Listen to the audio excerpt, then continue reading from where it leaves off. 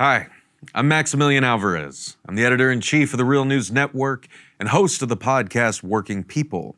And this is The Art of Class War on Breaking Points. I want to start today's segment by thanking all of you watching for being so welcoming and encouraging as we've gotten this recurring series off the ground. And I want to thank you for all your thoughtful and constructive engagement with the segments that I've put out so far. It really does mean a lot to me, and I think it's a really special thing what we're doing here. And I just wanted to say up top that it's an honor to be in this struggle with all of you, together. Now, the last segment in this series, as you well know, ended up being quite a bit longer than I anticipated. So I'm going to try to make this segment shorter, and we're going to dive straight into it. Because what we are talking about today has become so pervasive, so widespread, and so commonly accepted as normal that few of us can even imagine what an alternative would look like. We're talking today about bosses and managers interfering with employees' legally protected rights. Specifically, we're talking about bosses and managers retaliating against workers for exercising their right by engaging in, quote, protected activity. So first, let's start big, and then we're going to winnow down. So there are actually many different forms of protected activity when it comes to the workplace. And protected activities are defined as such because they are legally protected activities that workers can engage in without fear of retaliation from supervisors or employers. That's what the word retaliation legally means in this case. I mean, bosses and managers love telling workers what they can and can't do on the job. And it often feels like they have just complete unchecked power to do whatever they want, and that they don't have to follow any of the same rules that we do. And, just being honest, for most of my life, I sure as hell didn't know that there were actually a whole lot of things that they can't do. But they do it anyway, because they can get away with it. Protected activities, though, are outlined in a range of federal statutes, including the Americans with Disabilities Act, the Age Discrimination in Employment Act, the Commercial Motor Vehicle Safety Act, the Fair Labor Standards Act, the Family Medical Leave Act, the Whistleblower Protection Act, and more. Exercising your equal employment opportunity rights is protected activity. It is illegal for employers to punish job applicants or employees for asserting their right to be free from employment discrimination and harassment. As the U.S. Equal Employment Opportunity Commission website states, quote, "It is unlawful to retaliate against applicants or employees for filing or being a witness in an EEO charge, complaint, investigation, or lawsuit, communicating with a supervisor or manager about employment discrimination, including harassment, answering questions during an employer investigation of alleged harassment, refusing to follow orders that would result in discrimination, resisting sexual advances, or intervening to protect others, requesting accommodation of a disability or for a religious practice, or asking managers or coworkers about salary information to uncover potentially discriminatory wages," end quote. So by the letter of the law, that's how it's supposed to work. You're not supposed to be able to retaliate against workers for engaging in those activities. Of course, we know that this is so often not how it works in the real world.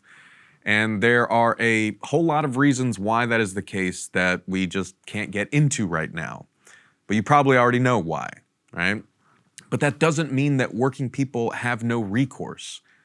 It is a pain in the ass, and it can take a long time. And frankly, the agencies themselves are almost all overburdened and underfunded and have limited enforcement power. But you can use agencies like the National Labor Relations Board and the Equal Opportunity Employment Commission to hold employers accountable for violating your rights. And that is an important part of this total picture, because if they are not held accountable, employers get used to feeling like they can do whatever they want, but they can't. And working people suffer needlessly when we resign ourselves to the notion that they can. And when it comes to retaliation, employers have largely felt that they can get away with anything without facing any consequences. But hopefully, that is changing. In 1997, out of all the charges filed with the Equal Opportunity Employment Commission, 22.6% of those charges pertained to retaliation, regardless of the statute the charge fell under. In 2021, retaliation charges comprised a whopping 56% of all charges filed with the commission. So retaliation, it would seem, is on the rise. But we can also see from this table that instances of people reporting employers for retaliation are also on the rise. And the more that people know their rights, the better we can know what to do when those rights are violated. And with the time that we have left, I want to focus on one specific area where it's really, really important to know your rights, and that is the area of concerted activity. It is your legally protected right as a worker to engage in concerted activity without fear of retaliation from your boss. So what does that mean? Organizing. It means organizing. And it means taking collective action or engaging in an activity that can lead to collective action to address issues in the workplace. You have the right to act with your coworkers to address work-related issues. And that doesn't just mean organizing to form a union. It could involve joining with coworkers to talk directly to your employer, to a government agency, or even to the media about problems in your workplace. It could involve a concerted refusal of unsafe working conditions. It could involve talking openly with one or more coworkers about your wages and benefits or other working conditions. Managers love telling us that we can't discuss our wages and salaries, but they legally cannot do that because doing so infringes on your right to know about and address disparities in pay and wage discrimination. Your boss cannot discharge, discipline, or threaten you for or coercively question you about engaging in these protected, concerted activities. As the National Labor Relations Board website lays out, quote, "It is unlawful for an employer to interfere with, restrain, or coerce employees in the exercise of their rights. For example, employers may not respond to a union organizing drive by threatening, interrogating, or spying on pro-union employees, or by promising benefits if they forget about the union. Section 7 of the National Labor Relations Act guarantees employees, quote, the right to self-organization, to form, join, or assist labor organizations, to bargain collectively through representatives of their own choosing, and to engage in other concerted activities for the purpose of collective bargaining or other mutual aid or protection, as well as the right to, quote, refrain from any or all such activities, end quote. Now, I know to some this may seem like a total, no-duh, no-brainer kind of point to make, but you'd be surprised by how many workers don't organize or don't engage in concerted activity because they are afraid of how their boss and managers might retaliate. And that's why it is so important to know that there are real etched-in-stone rules about how they cannot retaliate against you for exercising your rights. And, retaliation can take many forms. If bosses take action that adversely affects workers, or they threaten employees with adverse consequences, like closing the shop, loss of benefits, or making working conditions worse in response to workers supporting unionization or engaging in union activity, that's retaliation. If they promise workers additional benefits or preferable treatment if they reject the union, if they interrogate you about organizing activity, or if they spy on workers who are organizing, if they withhold benefits or raises that were expected before talk of a union began, If they tell you you can't wear union buttons at work, that is retaliation. Yes, your relationship with your manager might change if you engage in concerted activity. They may take it personally, and sometimes that really can't be helped. But if they respond in a retaliatory way to your protected activities, they are breaking the law. And yet, bosses do it all the time. It is so pervasive, and it is so brazen, and it drives me nuts, let alone, everyone else out there who is confronting this stuff on a day-to-day basis. Because, the path to holding companies meaningfully accountable is so long, arduous, time-consuming, and often so expensive. And because so many workers can't really afford that and can't risk losing a paycheck, most just have to grin and bear it, or at most, they quickly find another job. For bosses and the companies themselves, though, the benefits of retaliating against workers as a general practice outweigh the costs of maybe, possibly, getting caught and held legally accountable. It's really just the cost of doing business for them. And the cost is us and our rights. And when I say it's pervasive, I mean it.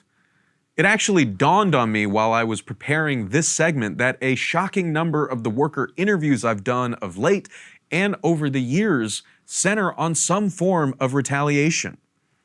Remember in our last segment when we talked about the iron workers at G&D Integrated LLC in Central Illinois?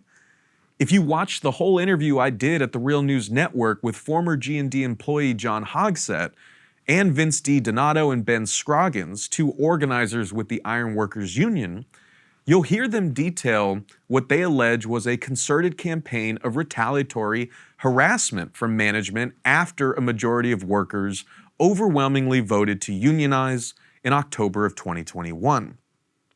Then, on March 1st, 2022, in a final cruel act of suspected retaliation against workers for engaging in protected, concerted activity, G&D laid off the vast majority of workers at the Morton, Illinois facility.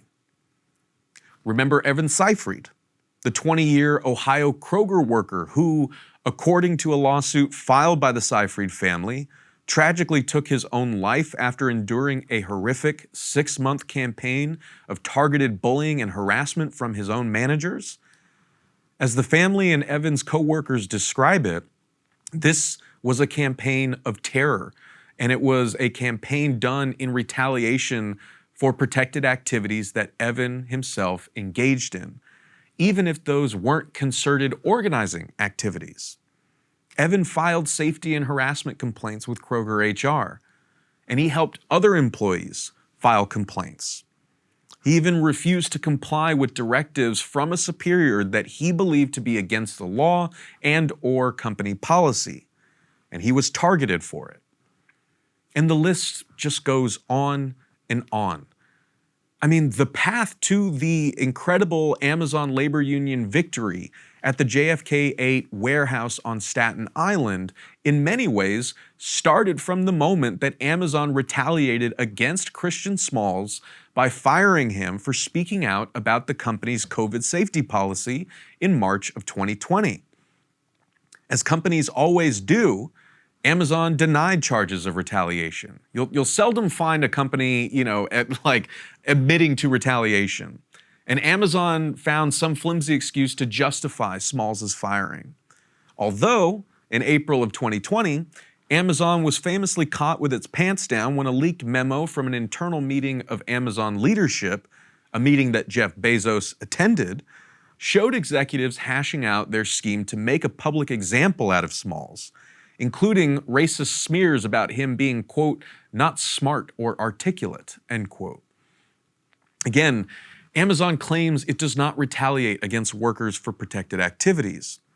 But we have to square that with the fact that a lot of pro-union workers and organizers have either been fired, interrogated, had their work shifts adjusted in seemingly punitive ways, and been surveilled by the company. In January, The NLRB found merit in the charge that Amazon had illegally fired Daquan Smith, a worker at the Staten Island complex and an Amazon labor union organizer who was living out of a homeless shelter at the time. And that's not all, not by a long shot. Jonathan Bailey co-founded Amazonians United, a network of Amazon workers around the country fighting for better wages and working conditions. As Olivia Salon and April Glazer wrote for NBC News in March of 2021, quote, "The day after Jonathan Bailey organized a walkout over COVID-19 concerns at an Amazon warehouse in Queens, New York, he was, he said, detained during his lunch break by a manager in a black camouflage vest who introduced himself as ex-FBI. Bailey was ushered to a side office and interrogated for 90 minutes, according to testimony filed to the National Labor Relations Board. A week later, Bailey received a formal write-up for harassment, although his managers would not tell him whom he had allegedly harassed, nor what he had allegedly said or done," end quote. Now, the NLRB found merit to that charge, that Amazon's interrogation and attempted intimidation of Bailey was an illegal form of retaliation, and Amazon had to settle. And just this past month, Amazon fired 2 worker organizers involved with the Amazon labor union. As Lauren Gurley wrote for Vice's Motherboard, quote, "On May 3rd, Amazon Human Resources notified Matt Cusick, the comms lead for Amazon Labor Union and an Amazon warehouse worker, that he had been terminated for voluntary resignation due to a job abandonment," quote unquote, according to an email obtained by Motherboard. Cusick had been on COVID-related leave. Amazon notified another warehouse employee, Tristan Dutchin, an outspoken ALU organizer whose photo has been prominently featured across major media outlets in recent weeks, in a meeting on May 7th that he had been terminated for falling behind on productivity targets, Dutchin told Motherboard. Quote, "I believe it was retaliatory," Dutchin told Gurley. "Amazon knows that I'm making national headlines. They could see all my interviews with the press," end quote. Amazon claims the firings are, quote, "unrelated to each other and unrelated to whether these individuals support any particular cause or group," end quote. You guys may remember that in my first installment of The Art of Class War here on Breaking Points, I talked at length about how the ruling class weaponizes time against us. And I talked about the importance of all of us staying vigilant and committed to worker struggles, even after the headlines and the initial excitement fades. The retaliation and suspected retaliation that we're talking about here is a perfect example of why we have to stay focused and not abandon these workers after the cameras and social media excitement are gone and they and their co-workers are left to fight off increasing top-down pressure and increasingly tense environments at work. If you, like me, like so many of us, have excitedly been sharing news over the past 2 years of another unionization campaign or a strike, or news of workers anywhere standing up for themselves and fighting for what they deserve, then I urge you to do regular Google searches about those same stories and to add the word retaliation into your search. And you'll see what I'm talking about. Or hell, go to the Equal Opportunity Employment Commission website, find the newsroom section where they post press releases about settled, filed, and ongoing cases, type in the word retaliation, and give a good look for yourself at all the results. Again, the sad reality is that these documented cases represent merely a fraction of the, frankly, innumerable instances in this country where workers face retaliation for protected activity and don't report it. Even though the number of cases we can see is pretty staggering, the fact that they traditionally represent a small portion of instances of retaliation means that bosses and companies get comfortable believing that no one will notice or hold them accountable if and when they illegally retaliate against their workers. And frankly, the penalties can be very minor, and so they don't really change their behavior unless they're slapped with like a big settlement that they have to pay out. But this is where we can play a role. In the same way that, more people have trained themselves to instinctively whip out their phones and use their cameras to document civilian encounters with police and hold cops accountable for abusing their power or neglecting their duties, we can all help create a climate in which workers know that they are continuously supported and bosses know that they are continuously being watched. Again, like I said in that very first segment here on Breaking Points, we can't just excitedly jump from unionization vote to strike, and so on. Workers' struggles against the boss don't magically end after a successful union vote. And sadly, no company has made that clearer than Starbucks. In an article for Vice published in April of this year, journalist Paul Blest wrote, quote, "More than a dozen current and former Starbucks employees told Vice News the company is punishing workers for being vocally supportive of unionizing. Over the past 2 months, Starbucks has fired workers across the country for allegedly breaking a sink on purpose, leaving at the end of a shift while one other worker was still working. Quote, safety violations after being interviewed inside the store by a television crew after hours. Entering the store alone when arriving to work early. Allegedly being late to work without letting anyone know ahead of time. Allegedly recording supervisors without their permission. Allegedly failing to close the store properly, and more," end quote. And one of the examples that Bless cites in that paragraph is the case of a group of workers at the Poplar and Highland Starbucks location in Memphis who were fired on February 8th. That group, who have become known as the Memphis 7, made up the original union organizing committee at that store location. In a collective statement released publicly, the Memphis 7 said, quote, "We were fired over mundane things. The things we were fired for are things that nobody has been fired over in the past. And we believe they fired us because we were too loud for Starbucks and they had to shut us down.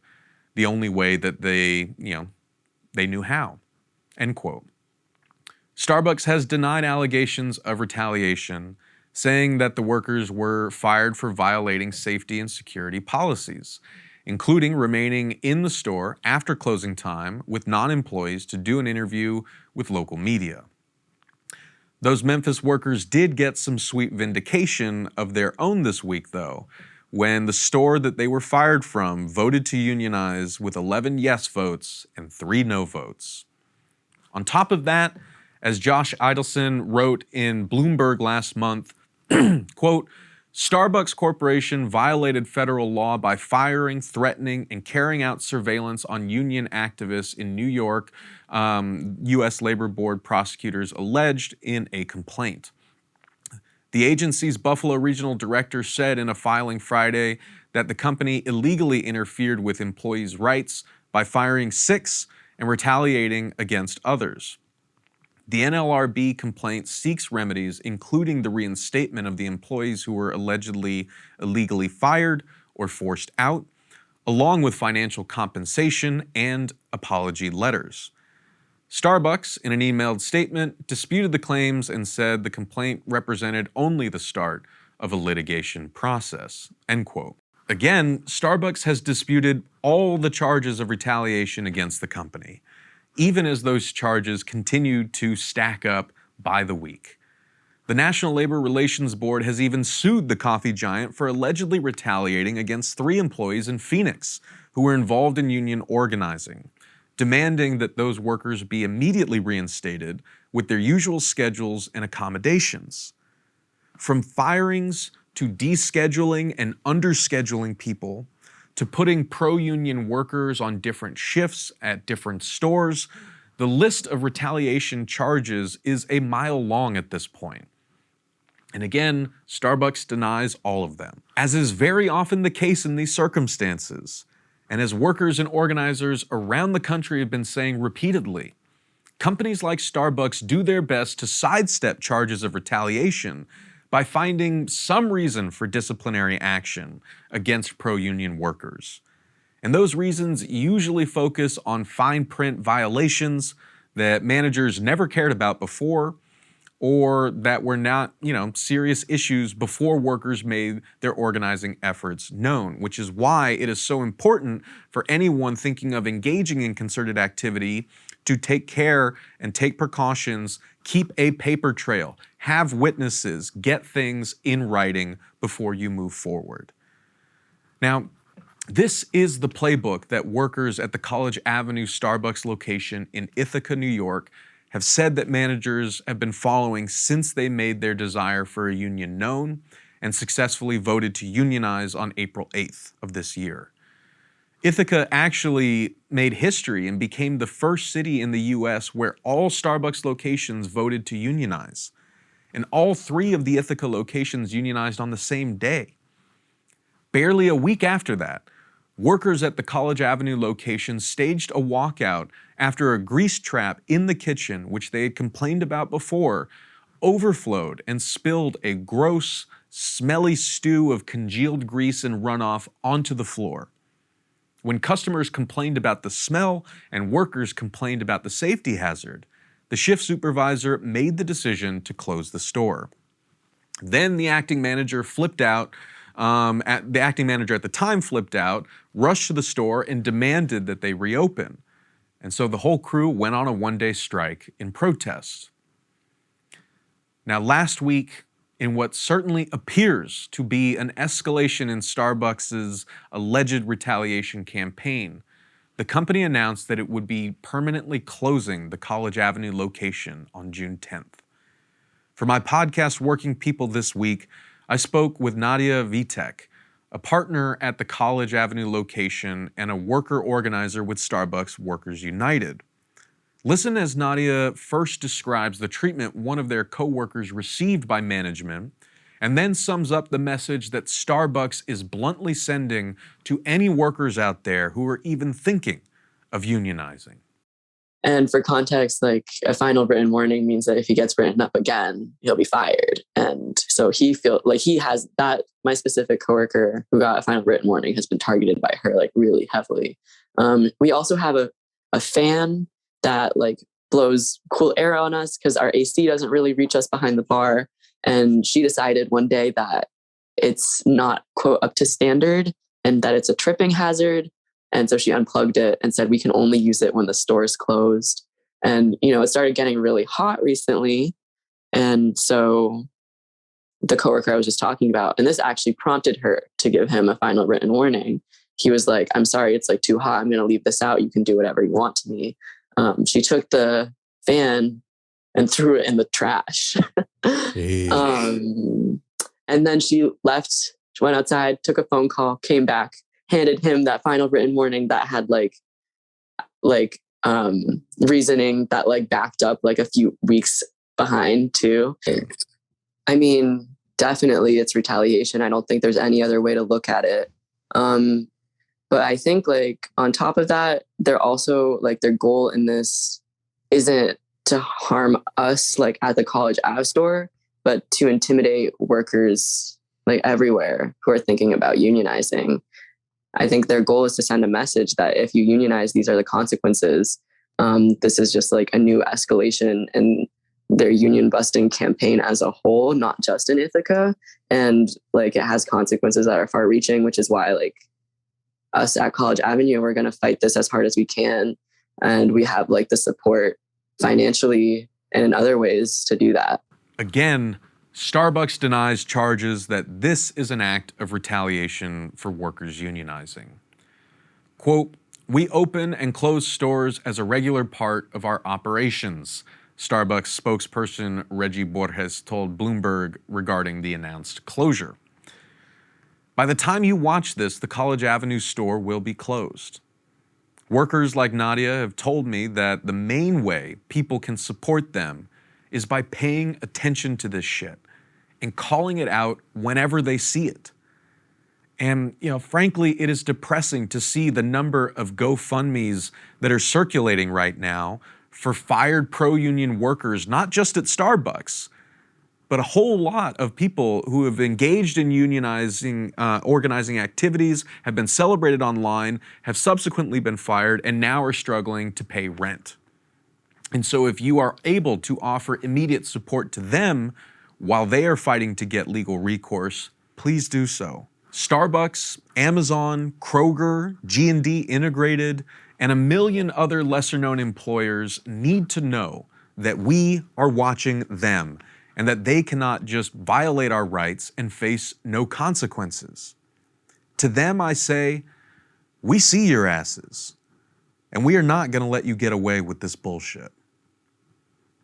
Thank you for watching this segment with Breaking Points, and be sure to subscribe to my news outlet, The Real News Network, with links in the description. See you soon for the next edition of The Art of Class War. Take care of yourselves. Take care of each other. Solidarity forever. Cable news is ripping us apart, dividing the country, making it impossible to function as a society, and making it impossible to know just what is true and what is false. But the good news is they are failing and they know it. That is why we're building something new, a new mainstream, a healthier one, something more trustworthy, something that we are going to need in one of the most pivotal times in American history. We are building up here for the midterms, for the upcoming presidential election, but we need your help. So if you can help us out by becoming a premium member today at breakingpoints.com, we're trying to change America for the better and the entire world. So what are you waiting for, guys? Go to breakingpoints.com and sign up and help us build a new mainstream.